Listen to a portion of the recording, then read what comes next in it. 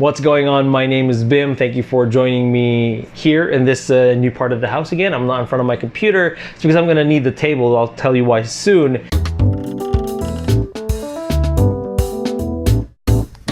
If I'm having focus issues, I apologize. I'm still using the NX1000 and there's just no way for me to be able to see the frame and if I'm in frame or if I'm in focus.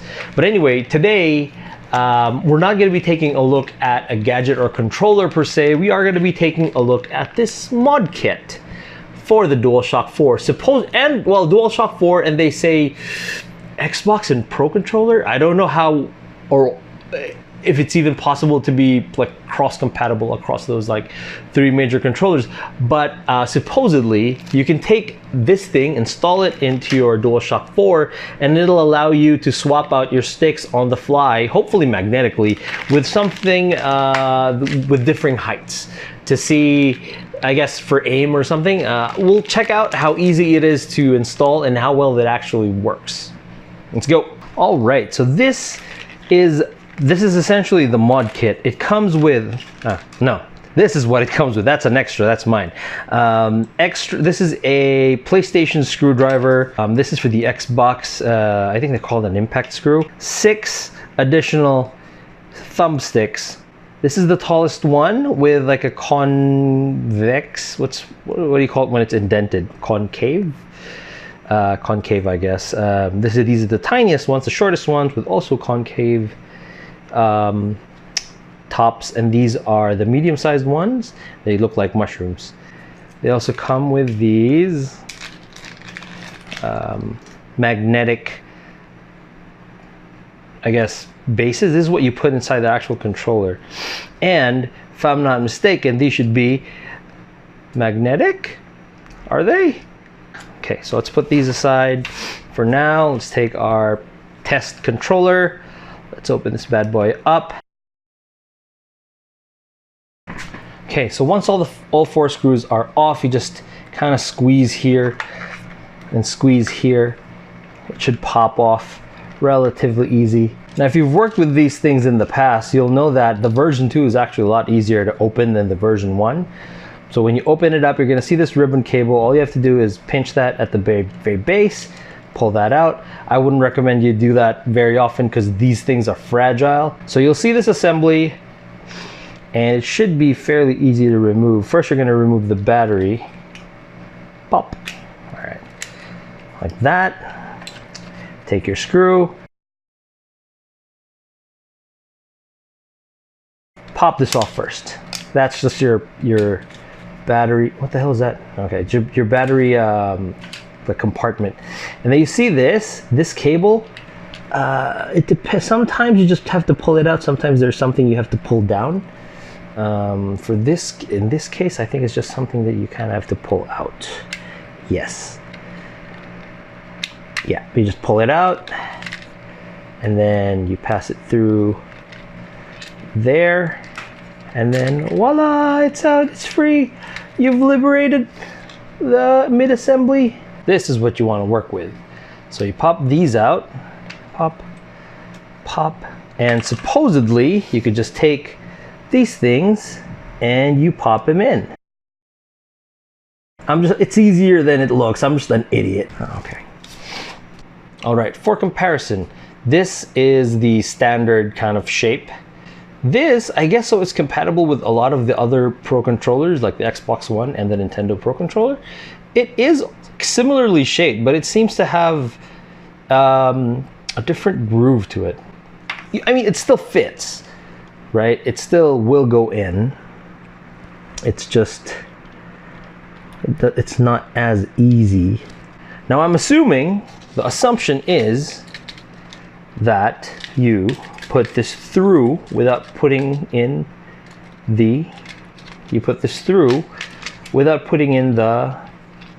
the actual sticks, and you put the actual sticks on top, right? Okay, so that ribbon, god damn this focus.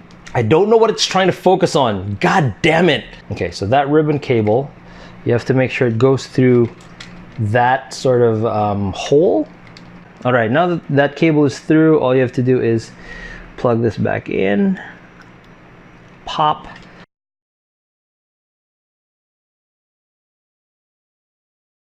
And then you've got these things. Okay, I'm gonna need you to focus. All right. So, I'm really getting pissed off with this fucking camera. Oh, Jesus Christ. All right, so these things do pull out fairly easily. I don't think they'll pull out when you're gaming though. This is terrible. The mushroom head, the concave one, the convex ones feel fantastic. Let's see how they do in game. During playtesting, I found a little issue. So the tendency of the stick, regardless of what's placed on top, whether it's this thing or just the default analog stick, the tendency for it at all times is to go back to neutral. That's what it wants to do. So when you flick the stick to the left, it'll snap back to neutral as fast as it normally does.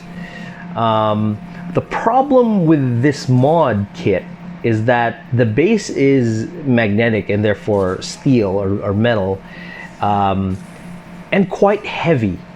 So when you flick the stick to the left and let go of it really quick, when it returns to neutral, it's so heavy that it has a tendency to flick towards the opposite direction and give you a false input.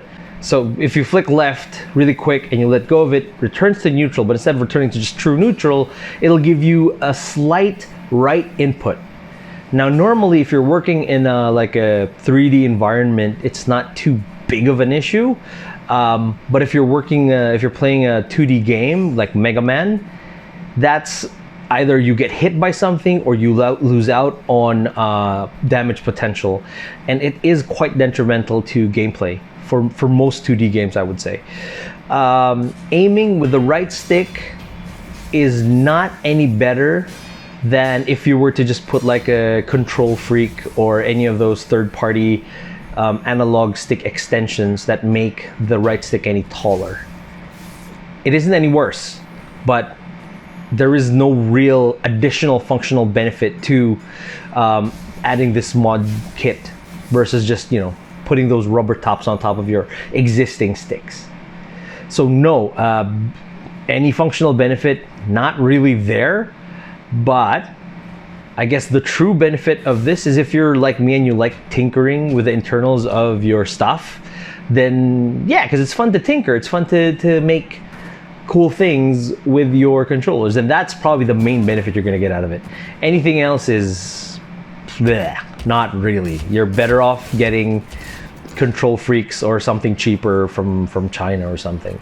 The installation was fairly quick. Swapping out the sticks is easy. And yes, they are magnetic, which is pretty cool. Biggest concern, they're loud. Because it's all metal here, swishing them around is kind of annoying and kind of noisy. All right, so there it is.